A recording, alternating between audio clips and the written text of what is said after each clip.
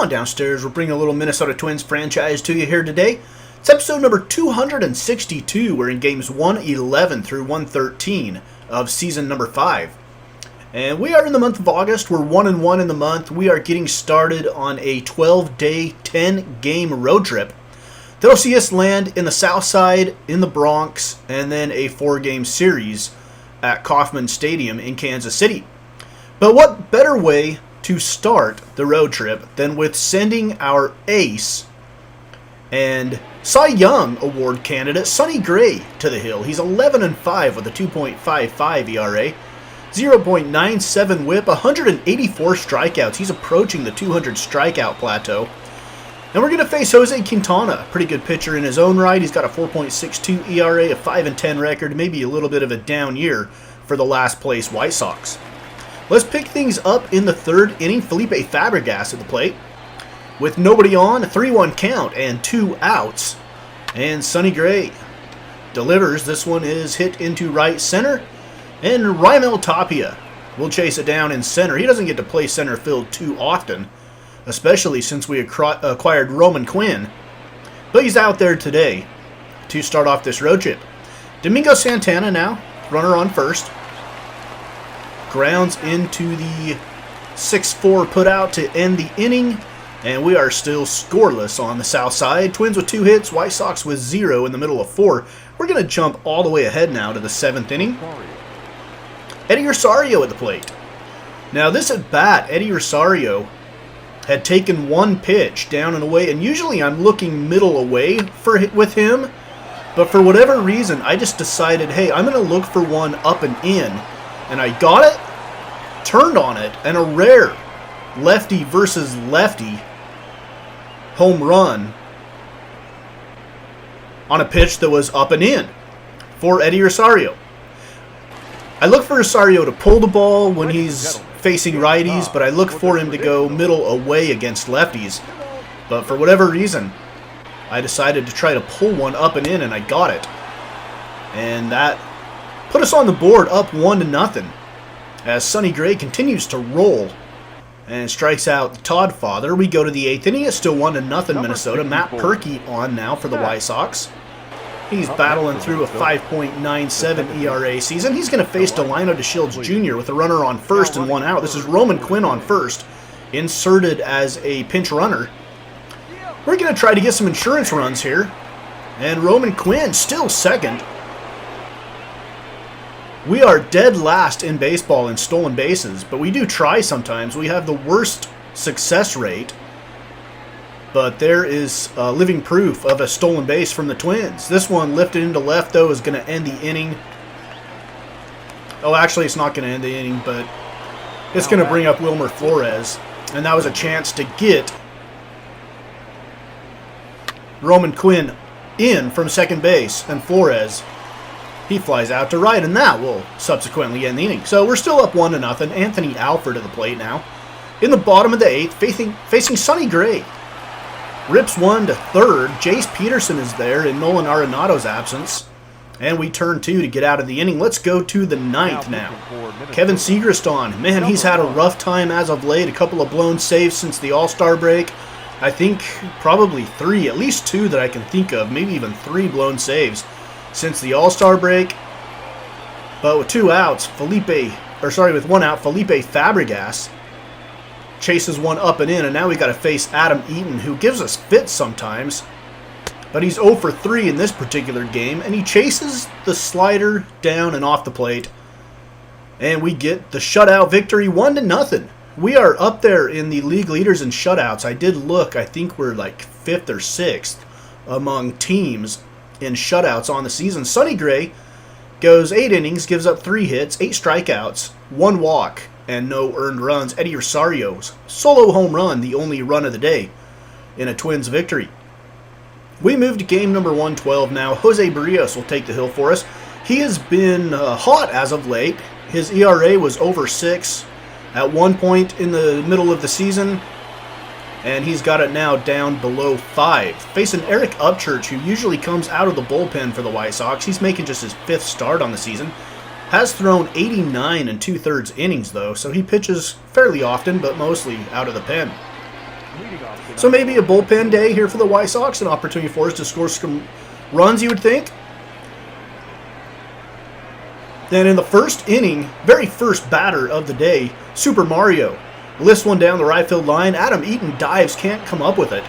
And Mario lumbers out a triple. He's not the fastest player on our team, but his first triple of the season. And that'll bring up now with 2 outs, Miguel Sano.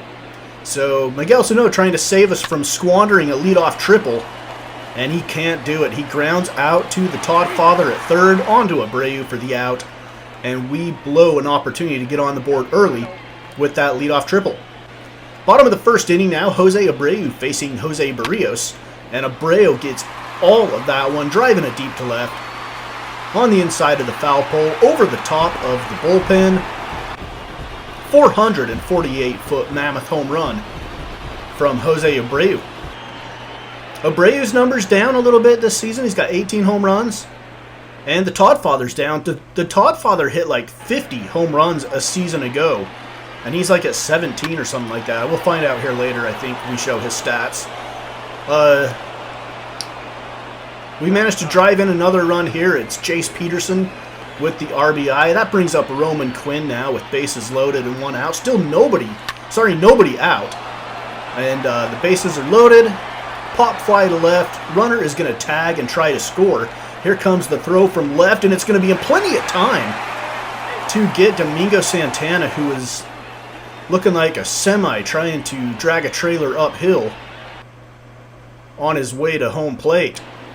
Not getting there very quickly. Miguel Sano now. Top of the third. We're tied up at 1 with a runner on first and 1 out. Here's the delivery from Utchurch. And Miguel Sano, solid contact to straightaway center. And it's home run number 44 for the big fella. If you're watching this and you're like, Miguel Sano, 44 home runs, that's not realistic. He's not doing that in real life. Well, yeah, he's not doing that in real life. But we started this 5 years ago, and he's progressed to the point where he's doing that in this. His power rating is like 96 against lefties and 89 against righties. So yeah, 44 is totally reasonable from Miguel Sano. All right, Twins leading 3-2. Todd Frazier at the plate. He's 0 for 1 on the day. We don't look at his home run stats there. He's going to slice one down the right field line. That's going to tie up the ball game at 3 in the third inning. So we get a lead. We allow the White Sox back in it. We get another lead. We allow the White Sox to tie it up. Fourth inning now, another bases loaded situation. This time it's Wilmer Flores. He's going to split the gap in right center. That might clear the bases. I think it's going to. The runner rounding third and coming to score is a speed of 86. I think that's Roman Quinn. And Flores clears the bases at 6-3 Minnesota. Still early in the game, though. Let's go to the 5th inning. Here's Felipe Fabregas. He's 0 for 3 on the game. They're 0 for 3 in the series. And 1 for 1 in the game. And this one splits the left center gap. Fabregas is on his way to second with a double.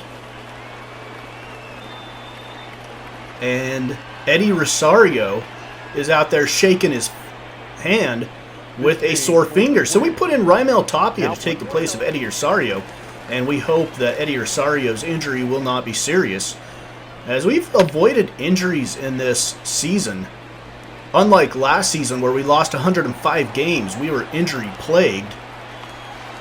And the White Sox drive in a run. It's Jace Boyd with the RBI. Cuts the lead to 6-4 at the end of the 5th, but maybe a bigger deal out of that half inning was Eddie Rosario having to leave the game with a sore finger. Here's Todd Frazier now. He's 1 for 2 on the day.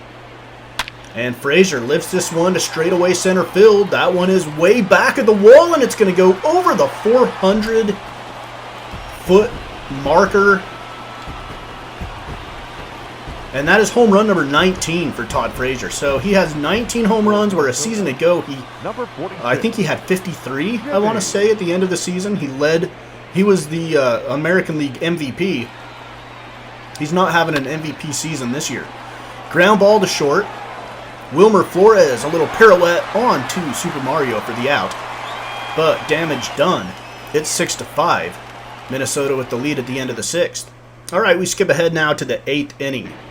Still leading 6-5. We're bringing in Shane Ashley, a setup guy, a 1.80 ERA, 37 strikeouts to 7 walks. Todd Frazier at the plate again with a runner on first. And Todd Frazier's like, I don't care if I'm not putting up RBI numbers. I'm going to crush your dreams. 2-run home run. Todd Frazier, his second of the day. 20th on the season. There's still time for him to get to 50. He's got to hit a home run, I don't know, a little bit, 2 out of every 3 games remaining, and he'll get to 50. End of the 8th inning, 7-6. White Sox have taken the lead on us. Let's go to the 9th now. We've got David Robertson. He's the White Sox closer, has been for the entirety of this franchise.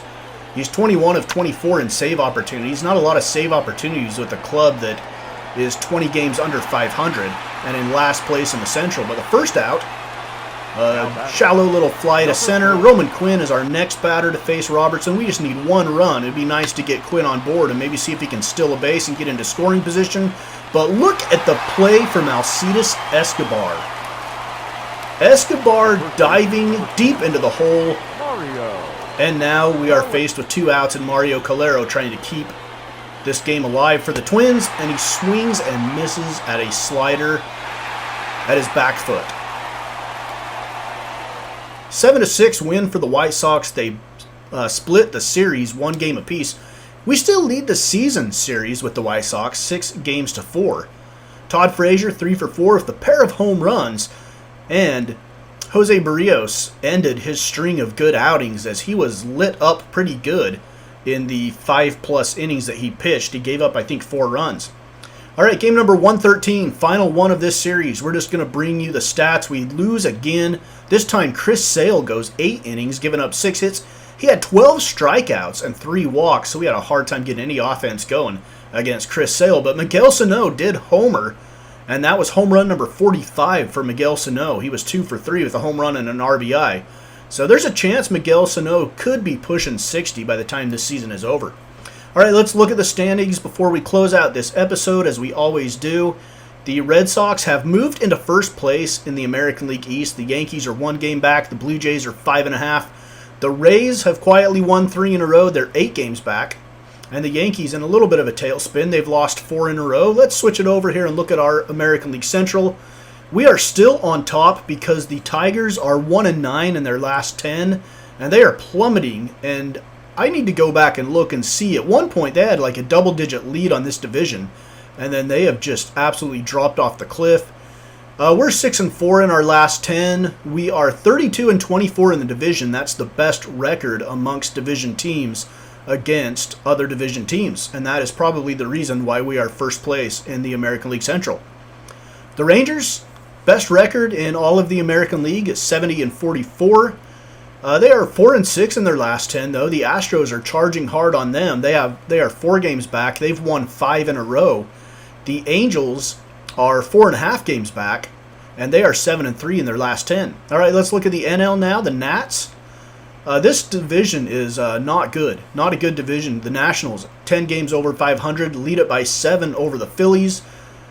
The Nationals 4-6 in their last 10. The Phillies are 5-5. Marlins 6-4. Just really not a good division. It's going to be a 1-team division, and that's the Nationals that are probably going to come out of that.